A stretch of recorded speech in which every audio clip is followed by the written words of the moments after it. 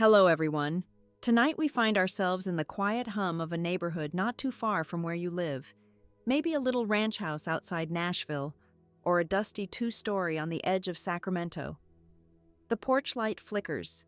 The evening air is thick with the scent of damp soil and forgotten memories, and somewhere inside, a woman is learning how much pain can fit inside silence. You might not survive a betrayal like this without losing something you'll never get back. So before you get too fool, I believed him. I sold our cottage in Biloxi, packed away my memories, and moved into their home in suburban Franklin, Tennessee. I should have seen it sooner. It wasn't about family, it was about my pension, my savings, and my silence. As the minutes crawled past, I could hear my daughter-in-law, Kelsey, laughing in the hallway. That laugh had always had an edge, like a wine glass about to crack. She'd looked at me sideways from the moment I stepped over their threshold, as if I were something tracked in from the yard. Tonight, she finally got what she wanted. I glanced around the garage. My late husband Hank's old red Craftsman toolbox sat in the corner, dust curling over it like cobwebs of memory. Plastic bins towered around me like judges at a sentencing. I wrapped my shawl tighter over my shoulders. The air out there smelled like old oil and rotting pine mulch, and not once did they come check on me, not even to ask if I needed a blanket. They didn't care if I froze. See, I've always been the quiet type, the kind to smooth things over, swallow my pride, keep peace at any cost. But something in me burned that night. Shame turned into steam. I stood slowly, knees aching like hinges on an old porch swing. I pressed my hand over the photo one last time, then laid it carefully back in the box. And that's when I realized they didn't throw me away. They handed me back my power. This was still my house. I had signed it over in name. Yes, but it was built with my dreams and Hank's hands.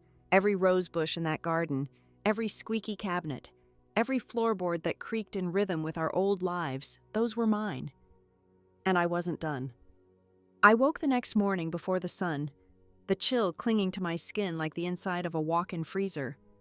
My hands were stiff as I fumbled with an old camping kettle I'd rigged up on a rusty propane stove.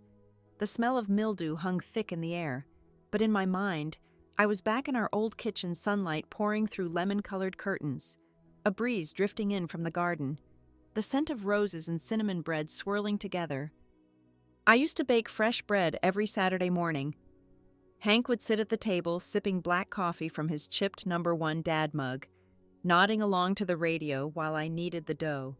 My grandson Lucas would run in with bedhead and dinosaur pajamas, tugging on my apron and asking for a warm slice with butter. Even Evan used to grin and say, "Nobody bakes like you, Mom." That all changed when Kelsey arrived. She came in smelling like a department store and moved through the house like a queen without a crown. She didn't like my old casserole dishes or Hank's clay chili pot, said they made the kitchen look poor. She tossed out my cast iron skillet and replaced it with some fancy brand that sat untouched in the corner. She hated my roses, said they attracted back toward the garage. Inside, I let the door creak shut behind me. My ears rang. My hands shook. And then I grabbed my phone. It was an old flip phone, paint chipped, screen scratched from years in the kitchen drawer. But it worked. I opened the voice memo app, my thumb hovering over the red circle. Then I stepped back outside. I stood just close enough to catch the tail end of their conversation. Evan was bragging again, talking about tearing down all Mom's junk and turning the kitchen into a modern open concept. His friends nodded like bobbleheads, tossing back cheap beers and clapping him on the back. I bent down, fiddling with the hose nozzle, keeping my head low, but every word poured into that tiny mic. When I had enough, I went back into the garage, sat down on the concrete floor, and pressed stop. The little file name blinked at me. Recording 001. So cold, so small. But it felt powerful. I held the phone to my chest, my heartbeat loud enough to drown out the party music. See, I wasn't the yelling type. Never was. I didn't throw plates or slam doors. I didn't make scenes. But there's a kind of storm that doesn't announce itself, the kind that brews quietly under a blue sky, then floods the whole town before anyone can reach for an umbrella. As the music thumped through the walls and Evan's voice roared louder, I felt something rare clarity. My breath slowed. My hands stopped shaking. I had proof now, a record, of their cruelty, their plans, their contempt. A weapon? I looked around the garage and my eyes landed on Hank's old toolbox, half buried under boxes. Something about it called to me, like it had been waiting all this time. This wasn't just about surviving anymore. This was about reclaiming. That night, after the barbecue died down and the house fell quiet again, I sat cross-legged on the garage floor, lit by the warm flicker of a small camping lamp. The shadows stretched long, like old friends whispering secrets on the walls. I pulled out my journal, the one I hadn't touched since Hank passed. The spine was cracked, the pages yellowed and curled like dried petals. My fingers trembled as I opened it. It smelled like dust and lilac soap. I started listing everything I still owned that mattered. My wedding ring.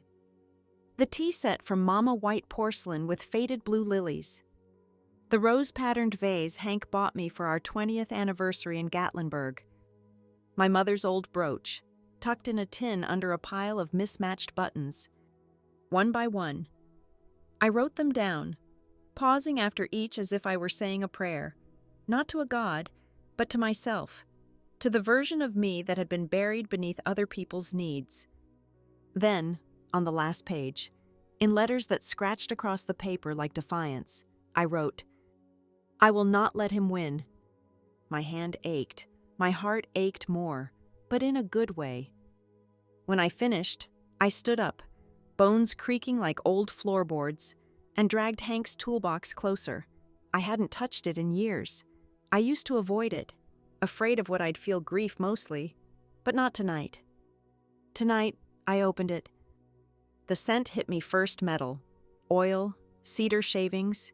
It was like stepping into another time. I sifted through layers of rusted screws, tape measures, and half-used glue bottles, and under it all, I found a manila envelope, thick, brittle, the edges curled with time. Inside were the original land deeds. And a letter, in Hank's careful, slanted handwriting. "This house is for you. Ruth, you alone. Don't let anyone take it from you." I clutched it to my chest, hot tears streaking down my cheeks, but not from sadness, not this time. This was relief. Like standing up after years on your knees. The next morning, before the sun even peeked over the hills, I packed my valuables. I wrapped the tea set in old towels, slipped the brooch into a sock, placed Hank's letter in a Ziploc bag like it was treasure, and it was. I slipped out before anyone woke. The air was still cool, the sky soft and lavender. I walked to the pawn shop 3 blocks over. The man behind the counter didn't ask questions, didn't even meet my eyes, just tallied everything, mumbled a number, and handed me a thick roll of bills. I took the money and stepped outside. And I swear to you, the air smelled different. Like victory. Or maybe just freedom. I didn't know what came next. But I knew this. I wasn't anyone's burden. Not anymore. When I stepped back into the garage that morning, the cash folded neatly in my pocket, something in the air felt lighter, not warm. God, no. It was still cold as a church basement, but different. Like the room had exhaled. Just a little. Now that it knew I had a plan. I set the envelope on the workbench and sat back down in my cracked old chair. My knees ached, but I didn't mind. I looked around at the clutter of my life, the dusty storage bins, Hank's old fishing vest hanging on a nail, the faded box of Christmas lights that hadn't been untangled since the Obama administration, and felt something shift. For the first time in years, I didn't feel invisible. That night, I took the money and the deeds, wrapped them carefully in an old flannel blanket, and tucked them into my sewing bag. Then I pulled out a photo I hadn't looked at in ages, a snapshot from our wedding day. Hank in his dress blues, me in a tea-length dress that used to be ivory before time made it soft yellow. I stared at that photo for a long time. You know, sometimes I think photographs are just little traps we set for ourselves. They hold pieces of the past hostage, and then one day you stumble on them, and suddenly you're right back in that moment young, hopeful, dumb in all the best ways. I traced Hank's face with my thumb. He had this little dimple on his left cheek. Just one, like a misplaced fingerprint. The same one my grandson has, or used to have, before he stopped smiling around me. That night, I slept beside that photo like it was a compass, and for the first time in months, I didn't wake up from the cold. I woke up from purpose. The next morning, my old friend Janine showed up out of nowhere. I hadn't seen her in weeks. She used to call every Tuesday. Then it became every other month, and then nothing. She stood in the driveway holding a paper bag full of groceries and wearing that same windbreaker she'd had since the Clinton years. When she saw me through the half-open garage door, her jaw dropped. "Mary Ellen Carter," she gasped, marching in like she owned the place. "Are you living out here?" I opened my mouth to answer, but she was already stepping over my folded cot and peering around like she was on an episode of CSI. "Oh, honey," she said, voice breaking. "How did it come to this?" I gave her a smile, the kind I used to reserve for PTA meetings and overly talkative cashiers. "It's just temporary. Janine, I'm fine." She wasn't having it. Her eyes welled up, and she grabbed my hand, tight. "Come stay with me. I've got a spare room. We can make cinnamon toast and watch the Golden Girls. Please." But I couldn't. I knew I couldn't. Not because I didn't love her, but because this was my fight. The fewer people who knew, the safer my plans were. I shook my head gently. "No, thank you. But I mean it. I'm okay." She stared at me for a long time, then sighed and said, "You've always been too proud for your own good. And you've always been too soft-hearted for yours," I said with a grin. She laughed, just a little. That kind of laugh that's half water, half air. Before she left, she handed me the grocery bag and said, "If you change your mind, the couch is still ugly, but it's warm." After she drove away, I opened the bag. Inside was a loaf of bread, a jar of strawberry jam, and 3 apples. I bit into one and closed my eyes. Funny thing about apples, they taste like childhood, don't they? Crisp and sweet and just a little tart, like school lunches and picnics, and the first time you felt brave enough to climb a tree? That night, lying in the garage with a quilt pulled to my chin and a photo at my side, I didn't feel weak. I felt ready. It wasn't just about reclaiming my house. It was about reclaiming me. The next morning, I waited until Evan and Tracy left for whatever brunches or errands or lies they told themselves. I peeked through the garage window, watching their SUV pull out of the driveway like a spaceship headed for a planet I was never welcome on. I slipped out with my tote bag, caught the 9:15 bus into town, and walked 3 blocks to a brick building with green shutters and a hand-painted sign, Thomas and Bell, attorneys at law. I'd walked past that place 100 times. Always thought I'd go in for something simple like updating my will or contesting the zoning behind our fence when the neighbor tried to build that hideous tiki bar. But now I was here to fight. The receptionist was young, barely older than my grandson, and greeted me with a warm, practiced smile. "Ms. Carter, Mr. Bell will be right with you."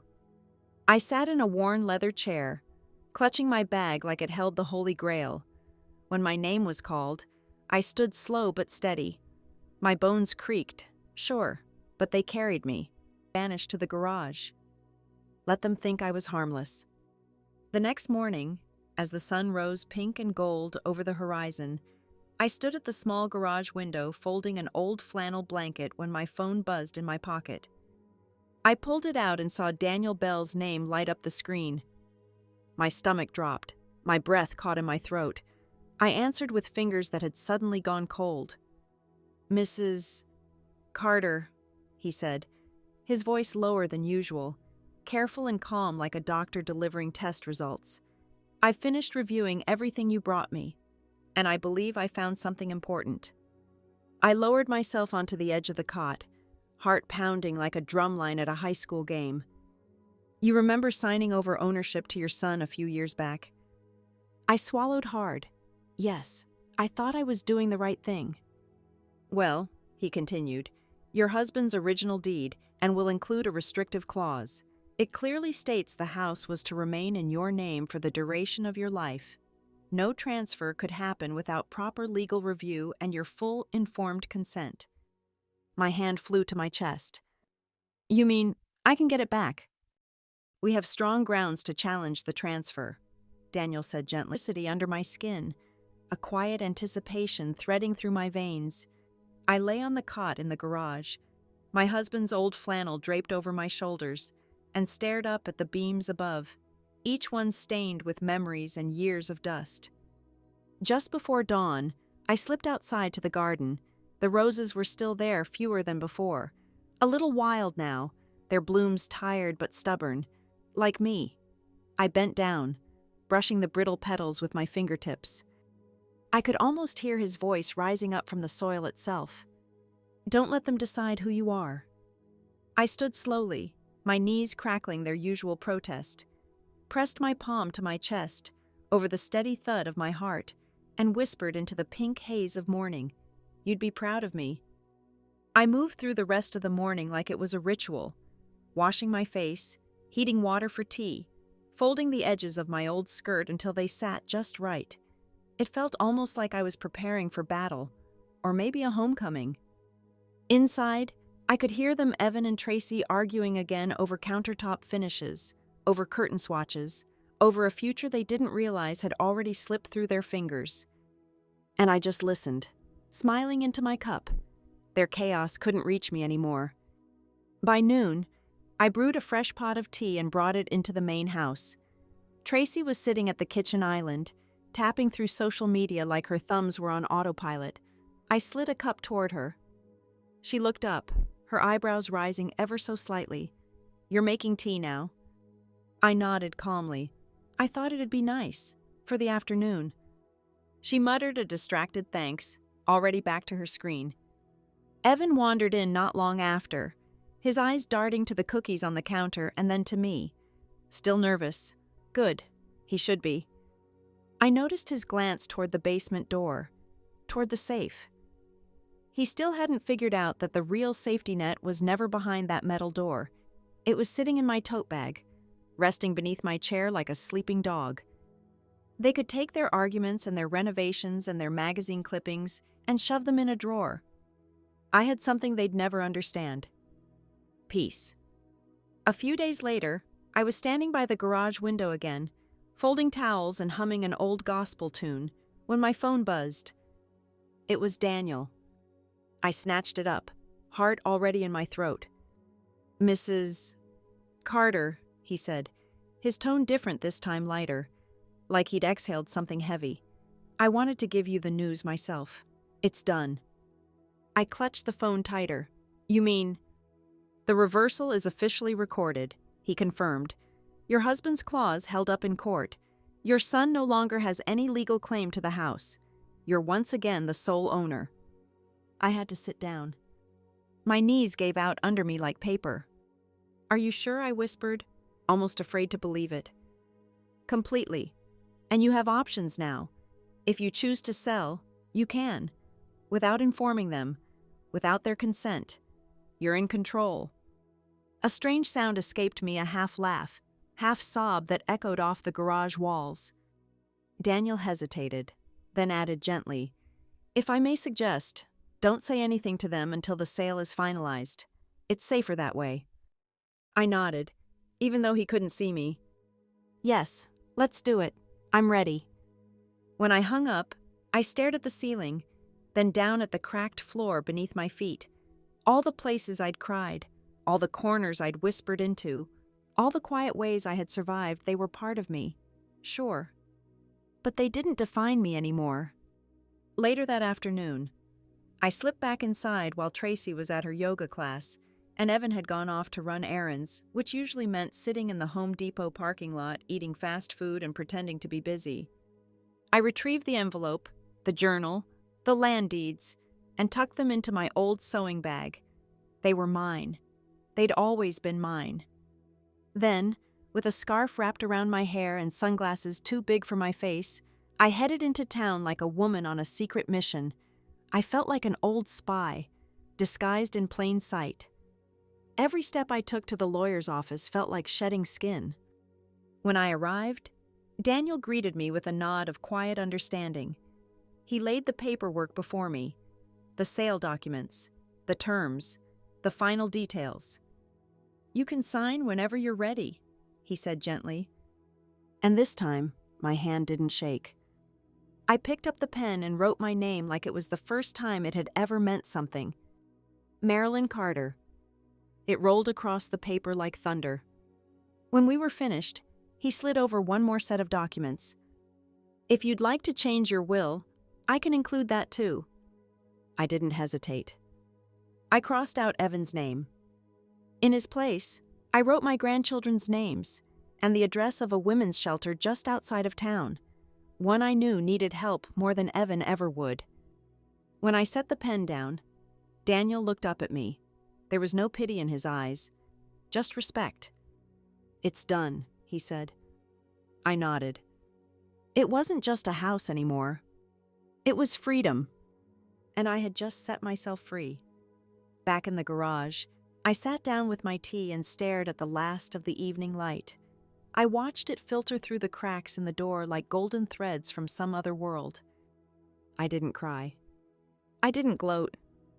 I just let the stillness settle around me like an old quilt. They would find out soon enough. But not from me. I owed them nothing, not a warning, not a confrontation. Just the silence. Because sometimes, the loudest no is the one they never hear coming. The next morning, I moved slower on purpose, one last stroll through the garden of their delusions. They thought they still had time. They thought they had me right where they wanted me in the garage, out of the way, simmering in silence while they circled like vultures over a house they didn't own. But I knew something they didn't. They'd already lost. I boiled my tea, just like I always did, and took it out to the back step, where the wind rustled what was left of my rose bushes. One by one. Their blooms had withered since Tracy started watering them with that synthetic plant food. My husband used to say real things need real care. No shortcuts. I ran a finger along a dry stem and whispered, "Just a little longer." Later, while folding laundry in the garage, though calling those old linens laundry might be generous, my phone buzzed again. It was Daniel. "Marilyn," he said, voice hushed but sure. "The buyers are ready. They're eager.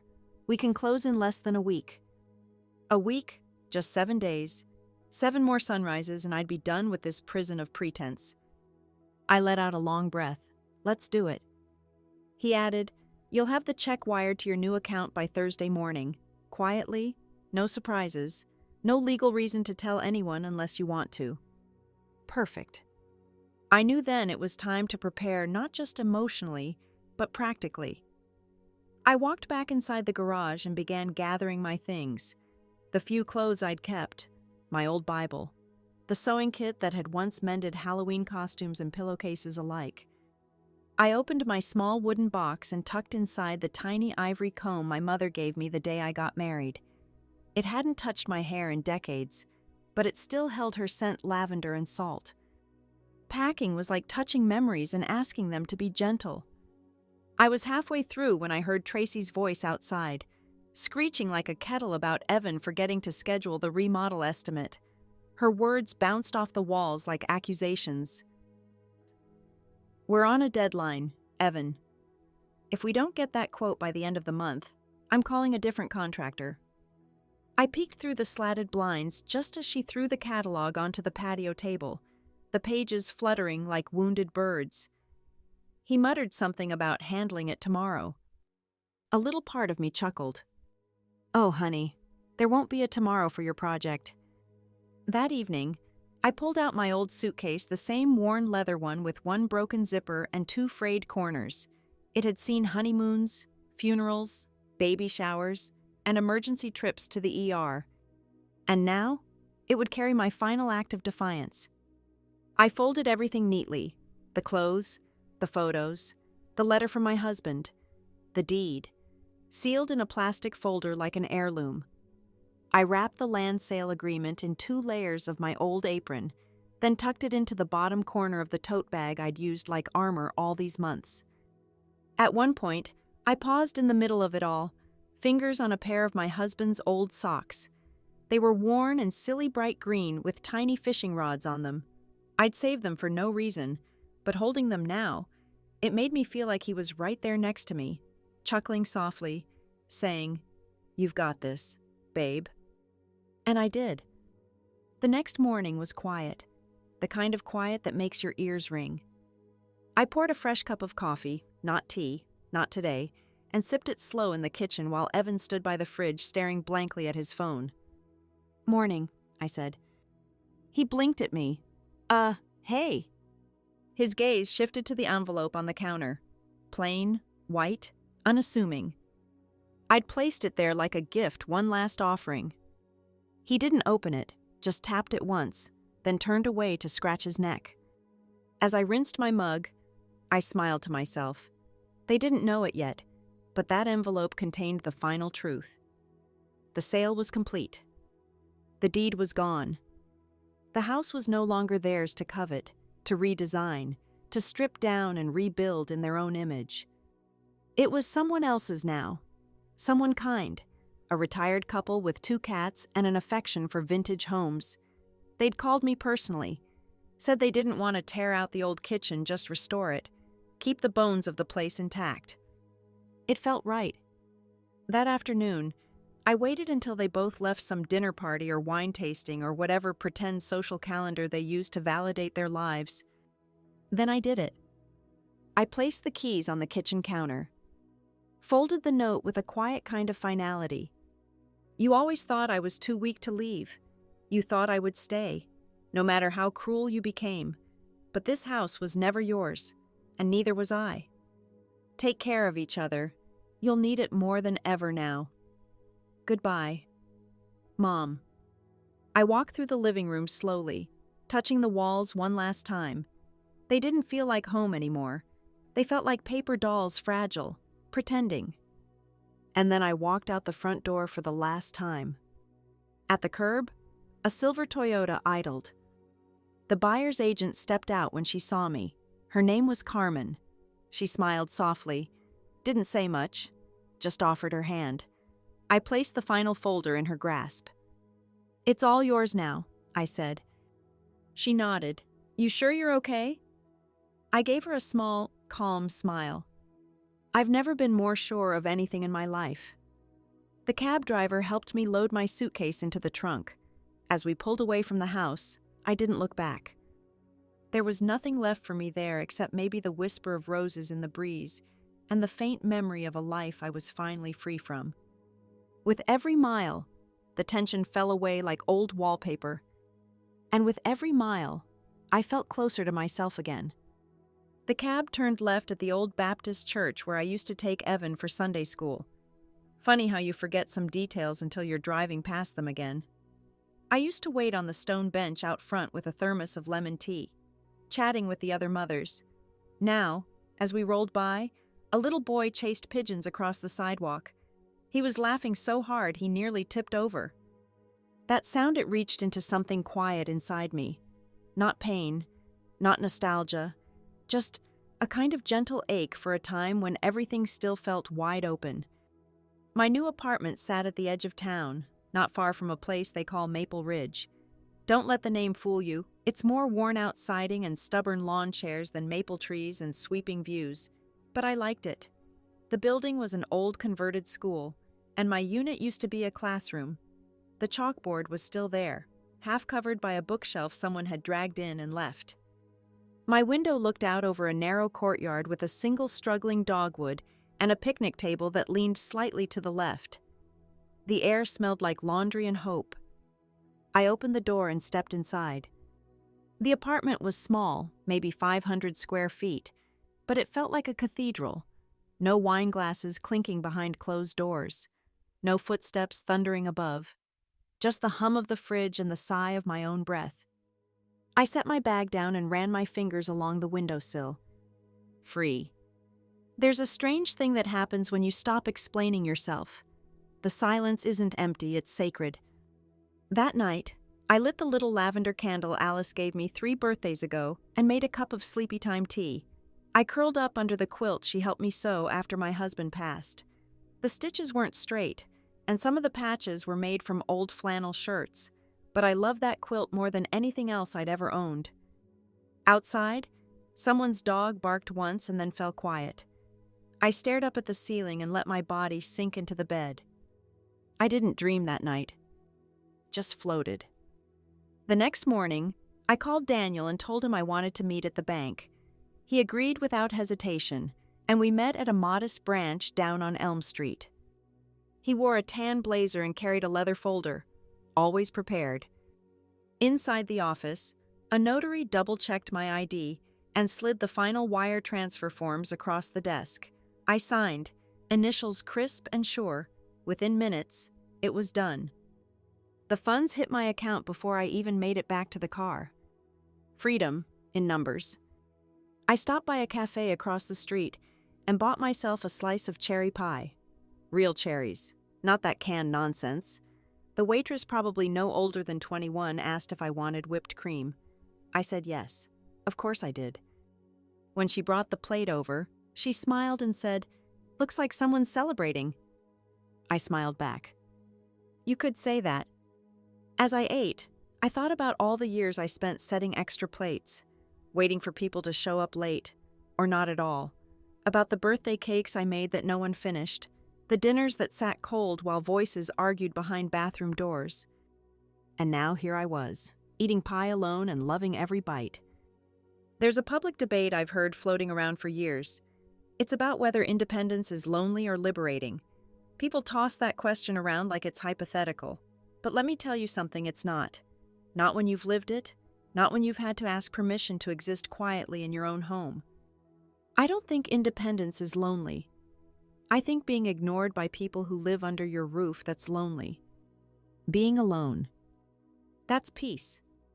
A few days later, I went to the library and borrowed a gardening book. My hands missed the dirt. Not the ache, not the thorns, but the promise that something could grow from your care. I filled out the form with my new address. The librarian didn't know me. She just smiled politely, handed me the book, and said, "Good luck." "Thanks," I replied. "I'm planting something new." On the walk home, I passed by a row of thrift stores. I stopped in the second one, a little place called Penny's Finds, and bought a chipped teapot with blue wildflowers painted along the spout.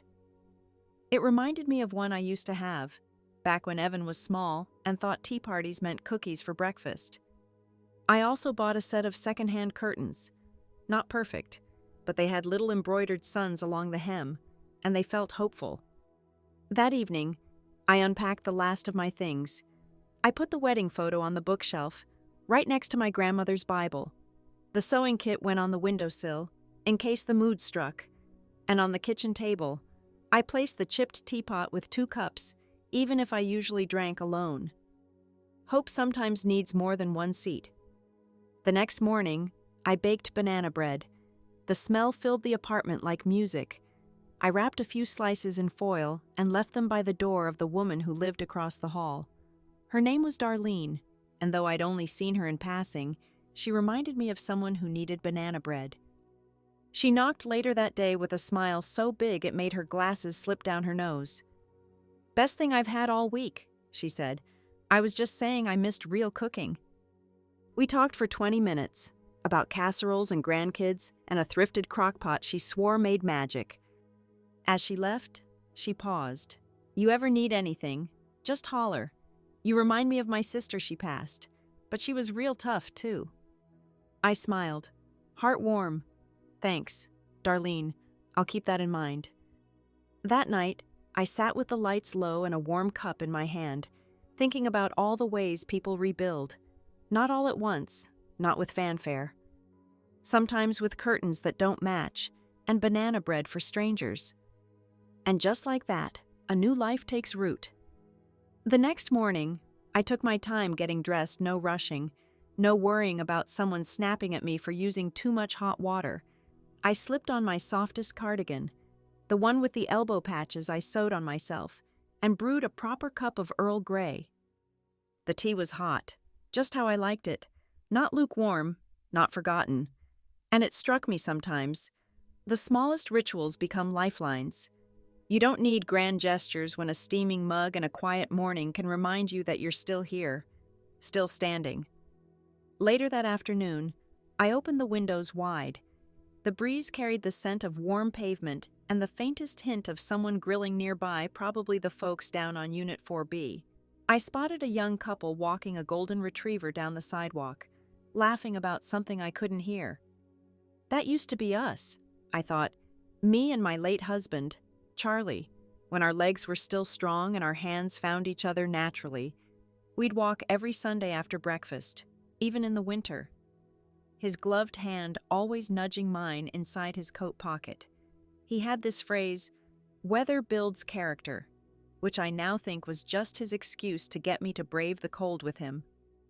I missed him today, more than usual. The ache never really leaves.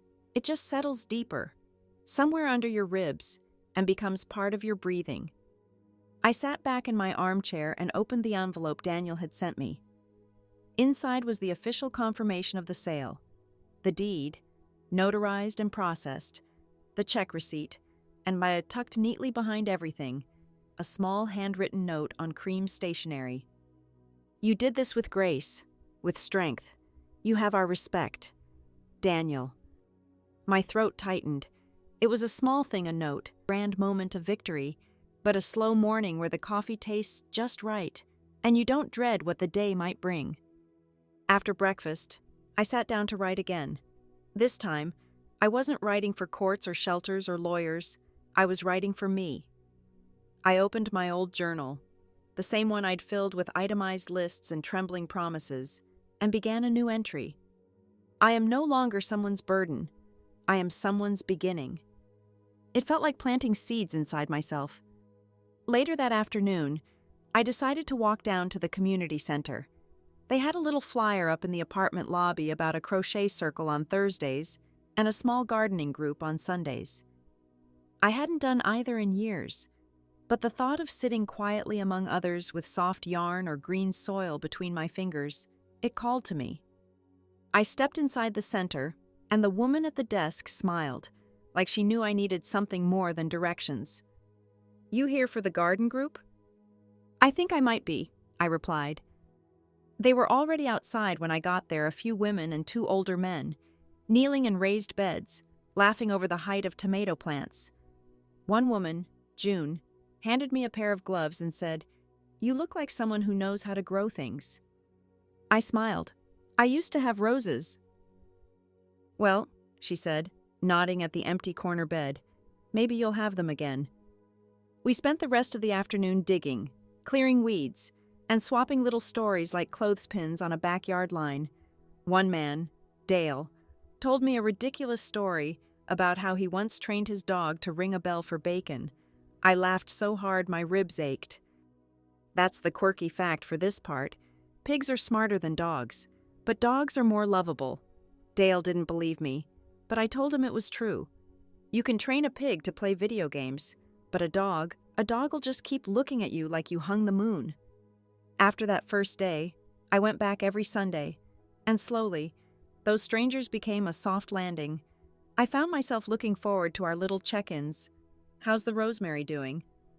"You bring more of that cornbread." "Did you finish that scarf you were working on?" They didn't ask what brought me here. They didn't need to. I think sometimes people can smell heartbreak without naming it, and they offer kindness, not questions. One afternoon, I spotted a small boy, maybe 5 or 6, playing with a stick near the compost bin. His cheeks were muddy, his smile unbothered. He reminded me of my grandson at that age, when everything was magic and mud, and I still got the first hug when he came home from school.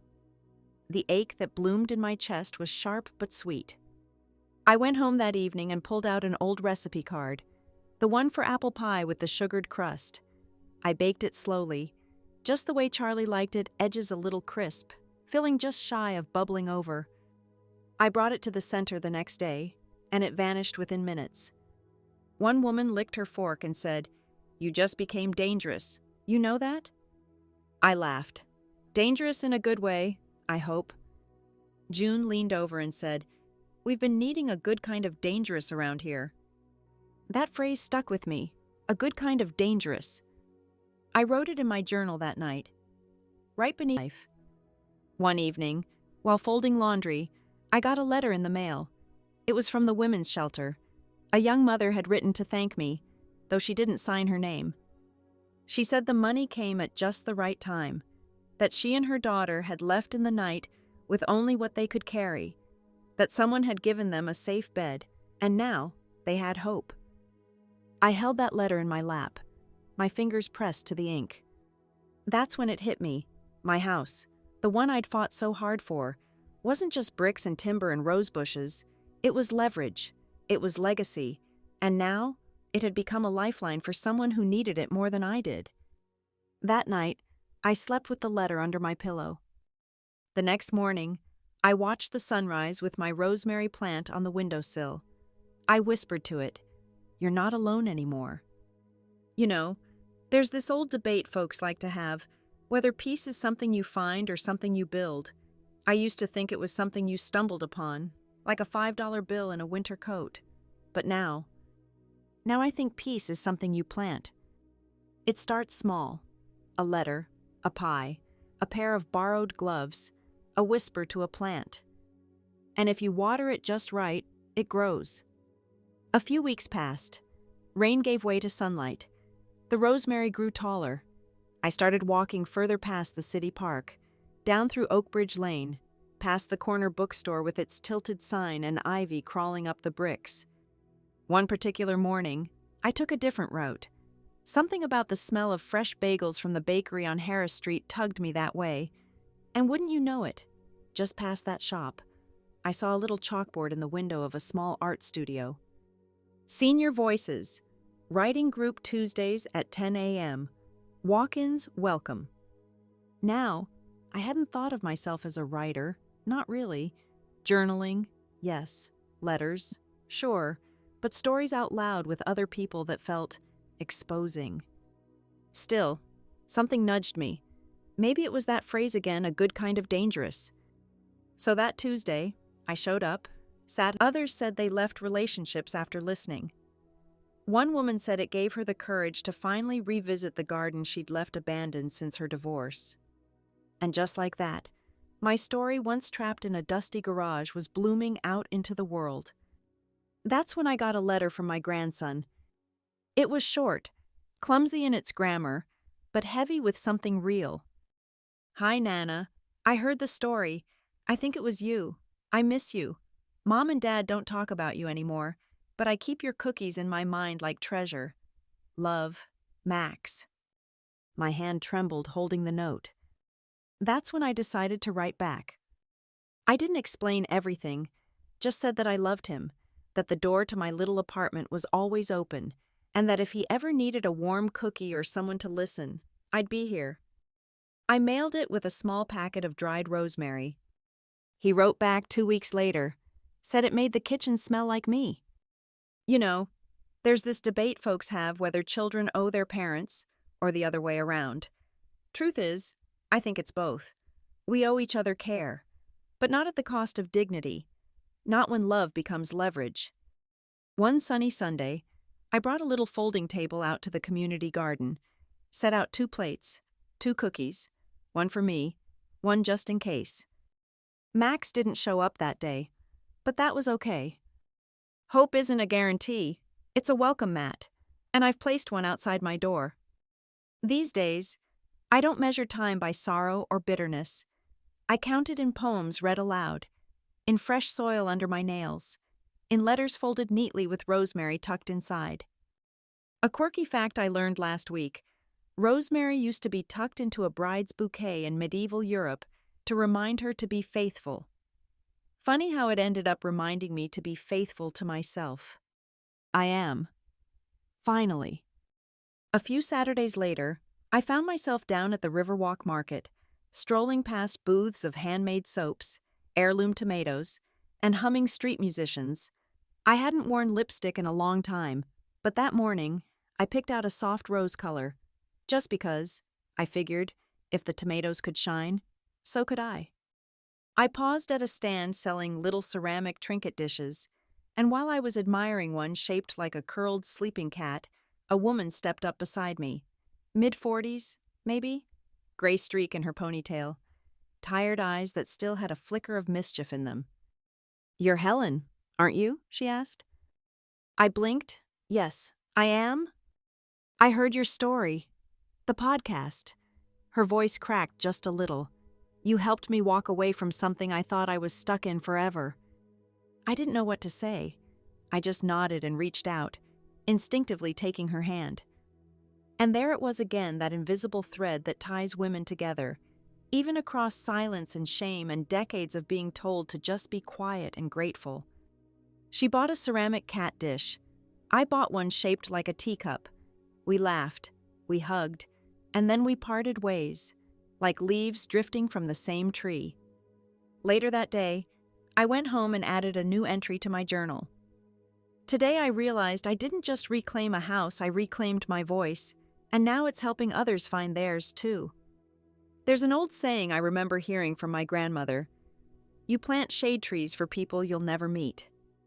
I never understood it fully until now. I may never meet all the people who needed to hear what I shared, but somewhere, I believe, someone's resting beneath a tree I helped grow.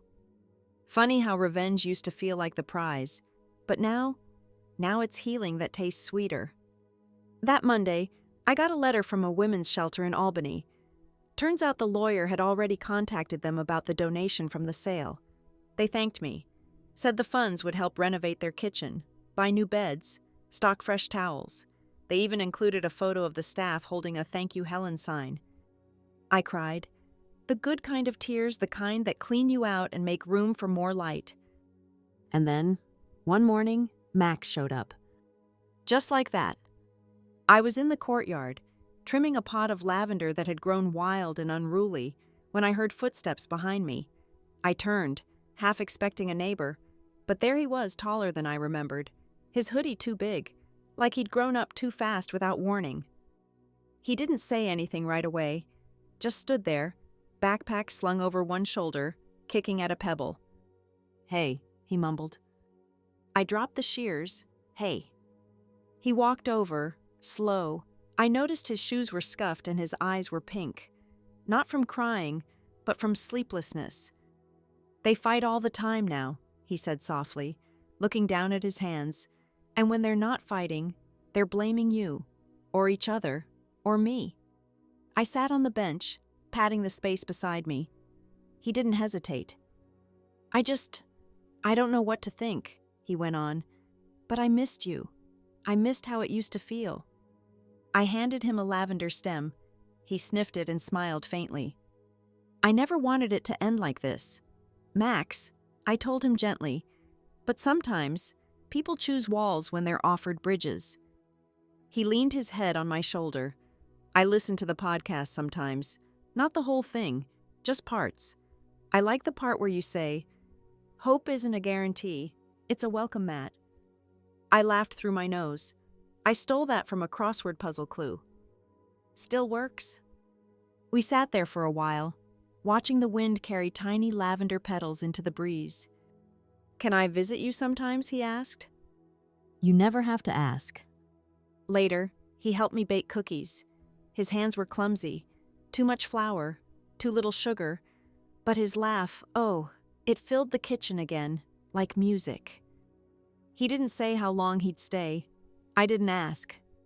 Sometimes love is quiet like that. That night, after he'd gone back to wherever home was for him, I sat at my little table with tea and a pen. I wrote him a letter, folded it carefully, and tucked it into a brown envelope with a note.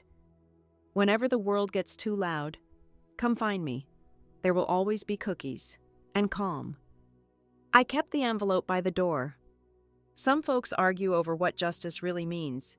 Is it punishment? Is it balance? Maybe it's just being able to choose your own life without fear. Maybe it's having your peace take root so deeply, no storm can uproot it. You know, There's a quirky little study that says people with plants in their homes tend to live longer and report higher happiness. I believe it. My apartment is half greenery now. Rosemary, lavender, spider plants, a single stubborn rose that refuses to bloom but refuses to die. Kind of like me. The community garden has a new bench now dedicated to those who bloomed late but bloomed strong. I didn't put my name on it. Didn't need to. But I visit it most mornings with a thermos of tea and a book of short stories. Once, a little girl came by and asked if I was the garden grandma. I chuckled and said, "Close enough." The seasons keep turning. The past doesn't disappear. It just folds itself into the roots of who we become. And each time I walk past a rose bush, or hear someone say, "That reminds me of my grandmother," I smile. Not everything old is meant to be replaced. Some things are meant to outlast. I think it was a Tuesday when I got the letter, a real one, in the mail, with a forever stamp and a smudge of ink where someone's hand had rested too long. I don't get many of those anymore, mostly just flyers and catalogs I never asked for. But this letter was different. It had my full name on the front, written in slightly shaky handwriting. Inside was a short note, maybe 10 lines long. It was from Mrs. Margie Summers, an older woman I vaguely remembered from church years ago. She wrote, "Helen, I heard what happened. I followed your story. And I wanted you to know that you weren't wrong. You weren't selfish. You were brave. I didn't have your courage when my time came. But now, because of you, I might try. Thank you." I sat with that letter in my lap for a long time. Isn't it strange? We spend so much of our lives wondering if we're doing the right thing, or if we've gone too far, or not far enough. And then someone miles away, someone who hasn't seen you in a decade, writes you a handful of words that make all your doubts go quiet. There's this old bit of wisdom I used to hear at the hair salon of all places. When you trim the dead ends, your hair grows stronger. I never realized it applied to more than just split ends. Cutting off my son and his wife, it wasn't easy. I still catch myself reaching for the phone when something funny happens, or when the weather turns just like it used to on those warm apple pie afternoons. But I don't call. I let the silence do its work, not as punishment, but as pruning. Sometimes you have to cut the rot before anything healthy can grow. A few days after the letter arrived, I bumped into Gloria from the bakery while I was buying peaches at the farmer's market. She raised her eyebrows, smiled wide, and said, "Well, look at you, Miss Independent." "I'm just trying to stay out of trouble," I joked, nudging my grocery cart. "Trouble looks like it'd have a hard time catching you," she said. That made me smile more than it should have. Funny how compliments hit differently when they come without strings, or guilt, or hidden agenda. When they're just warm, plain kindness. I ran into more folks that day, some I hadn't seen since before the whole unraveling. And one by one, they started to offer these quiet little moments of support. Nothing big, just soft nods, thumbs up from across the produce aisle, or a whispered, "Good on you." I never realized how many people had been watching from the sidelines, unsure of how to help, maybe scared to say the wrong thing. One woman leaned in and said, "I kept quiet when it happened to my mother. I still regret it." Another offered, "If you ever want to help organize a little community lunch or workshop, well, you've got people who'd show up." That night, I took out my journal and added a new heading, "Things I've Gained Since Walking Away." I didn't list items or money or victories. I just wrote clarity, sleep, peace, a fresh loaf of banana bread from Gloria, lavender in the sun, my own name, spoken without resentment, Max's laughter, space. I thought about how often we measure life in what we've lost, but maybe the truest measure is in what we finally make room for. That weekend, I hosted a small tea gathering on the apartment patio. Just a few women from the building older, mostly widowed, a couple of them new to town. I set out mismatched teacups, a pot of Earl Grey, and lemon shortbread I'd baked the night before. We sat around in plastic chairs, laughing about memory lapses and bad knees. Someone brought up politics. Someone else redirected us to the weather. and I tossed in a joke about how every generation thinks it's the last one with common sense. That's when Millie, who's nearly 90 and sharper than anyone I know, raised her cup and said, "We're not here to impress anyone. We're here to unburden."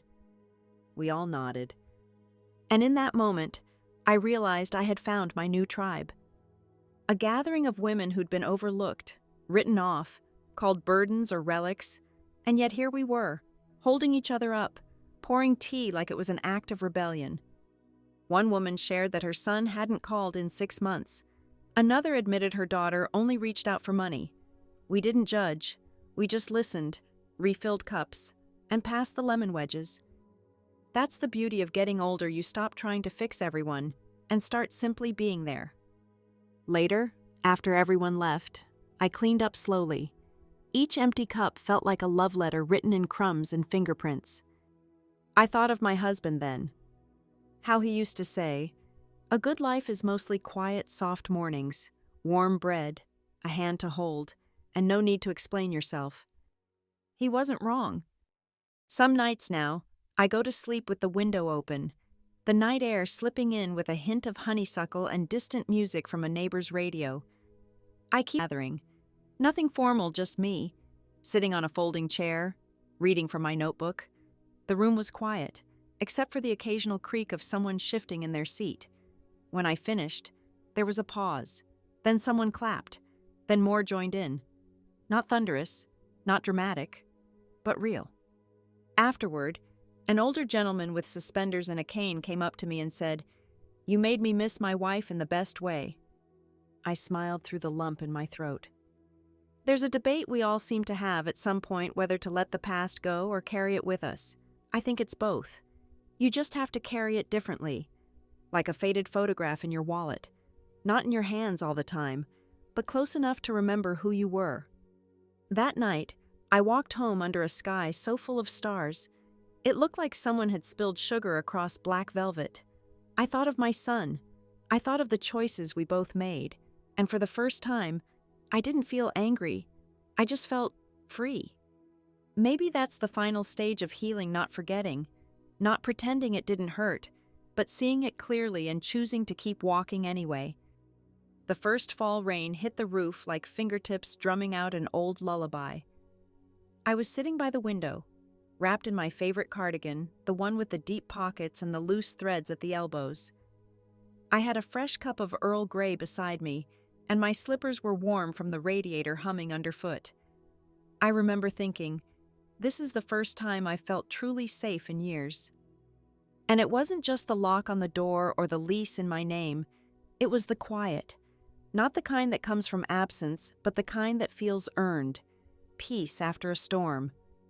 A few weeks earlier, I'd mailed a letter not to my son, but to my grandchildren. I didn't write it out of guilt or anger, just love. I told them I was okay, that I missed them every single day, but that I hoped someday they'd understand why I had to leave. I included a photo of me in the garden, holding a small bouquet of marigolds in thyme. I figured if nothing else, they'd remember I still knew how to grow things, even in a new patch of dirt. I never got a response. But that was okay. Healing isn't transactional. One morning, I got a knock on the door. I wasn't expecting anyone. I almost didn't answer, assuming it was just someone trying to sell me new windows, but curiosity won out.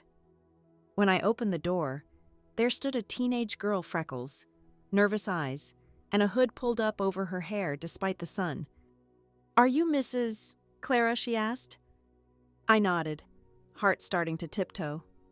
I think I'm your granddaughter." Her voice cracked on the last word, like it had been stitched together with nerves and hope. I didn't speak at first. I just opened the screen door, motioned her in, and half burnt on the bottom. We laughed until our sides hurt. She stayed the night on the pull-out couch. I gave her an extra quilt and set a mug of peppermint tea by her side. The next morning, before she left, she reached into her backpack and handed me a folded piece of paper. "It's my number," she said. "Dad doesn't know. I don't want to get in trouble. But I want to stay in touch." My hands trembled as I took it. "You don't owe me anything," I whispered. She shook her head. Maybe not. But I think I deserve to know you. It's funny how the smallest moments can feel like entire lifetimes. After she left, I sat on the porch with my tea, staring out at the sky as it softened into that dusty shade of afternoon blue. For the first time since I left the house on Maple Hollow Drive, I didn't feel like I'd lost everything. I felt like I'd kept just enough to build again. Here's the thing, they never tell you about starting over. You don't need a blueprint, just a firm foundation and the courage to start laying bricks again. Even if your hands are tired, even if the wind howls, you build. Later that week, I got a package in the mail. No return address, just my name and familiar handwriting. Inside was my rose-patterned teacup, the one that disappeared when I left. And underneath it, folded in a small, careful square, was the photo of my husband and me on our wedding day. No note, no apology, just the quiet return of something I thought I'd lost forever. Some might say it meant nothing, but I think it meant everything. Because sometimes the loudest "I'm sorry" is silence handing something back. I placed the photo on my windowsill, right beside the frame with the 4-leaf clover, that little altar to grace and grit. I looked at it often, not with sadness, but with the strange sort of reverence that comes from knowing you made it through. That evening, I went back to my typewriter. She was not a ghost, I typed again, this time with a new ending. She was the firelight that burned after the storm, the warmth that whispered not yet. I'm still here. The morning after my granddaughter visited, I woke up before the sun. I padded across the creaky floor of my little apartment, the one that still smelled faintly of lavender and old wood. I boiled water for tea, same as I always did, and lit the candle I kept on the kitchen table, a small ritual, but a sacred one. Outside, the sky was painted in soft blues and purples. The world hadn't quite woken up yet, and I liked it better that way. In those quiet hours, everything felt softer, slower, more like the world I used to know. I sat down with my tea and opened the envelope I'd kept tucked away in the drawer next to the salt. It was from the women's shelter. The director had written me a letter, a real one, not just a typed thank you. She told me that my donation helped renovate 2 of their bedrooms. Now the women and their children wouldn't have to sleep on old foam mattresses anymore. She said the rooms smelled like fresh paint and hope. Hope, what a strange, funny thing. Some days it hides so well you forget it's even there. But it never really leaves. It just waits for you to find your way back. Later that day, I got a call from Daniel, my lawyer. Just a quick check-in, he said. Wanted to make sure I was doing all right. I told him about the shelter, about my granddaughter's visit. He listened quietly, then said something I won't forget. You know, Mrs. Ellis, people talk about justice like it's a hammer, but sometimes it's just a door quietly closing behind you and the sound of your own footsteps walking away. I smiled into the phone. Thank you, Daniel, for helping me find the door. That afternoon, I took the bus to the edge of town. There's a park there that nobody visits much anymore. I used to take my grandson there when he was little. He liked the ducks. Said their quacking sounded like bad singing. I brought a sandwich and a thermos of soup and sat on a bench under the big maple tree. The leaves were just starting to turn gold and copper like tiny coins fluttering in the wind. I pulled out my notebook, the same one I used to track legal notes, grocery lists, and quiet dreams. This time, I wrote a story. Not about heartbreak or loss or revenge, but about a woman who had been underestimated her whole life and who, in the end, became the author of her own piece. As I wrote, I noticed a couple nearby. They were arguing nothing cruel, just tired bickering, the kind couples fall into when the dishes pile up and dreams go dusty. The man looked over at me. Sorry, he said with a sheepish shrug. We didn't mean to bother you. I smiled. You didn't. I've just seen enough of that to know it doesn't last forever. You'll either grow through it or grow apart. Either way, it teaches you something. He blinked at me, then nodded. Guess we needed to hear that. An old woman's wisdom served with a sandwich and a little shade. I watched them walk off, still mumbling, but slower now, softer. Back home. I lit another candle and sat by the window. The street outside was quiet, just the hum of a distant radio and a cat slinking across the sidewalk like it owned the world. I thought of my roses. I had taken one clipping with me, just a tiny cutting. I'd planted it in a pot on my balcony, watered it every morning, and today, finally, a bloom. A single, blushing pink rose. I touched the petals with the tip of my finger. It was soft, resilient, alive. And so was I. Now, this might sound strange, but sometimes I still hear his voice, my husband's. I mean, not in a ghostly way, just in the creak of the floorboards, the whistle of the kettle, the sudden feeling that I should check the oven even when I haven't turned it on. I think the people we love never really leave. They just become the quieter parts of us. I opened the journal I'd kept through it all, the one with the creased spine and the oil stains from the garage. On the last page, I wrote, "This isn't the end. It's just the soft landing after a long fall, and I'm still standing, still baking, still blooming." And with that, I closed the cover. I leaned back in my chair, tea cooling beside me, the last of the daylight slipping through my window. Outside, a dog barked. Someone laughed down the street.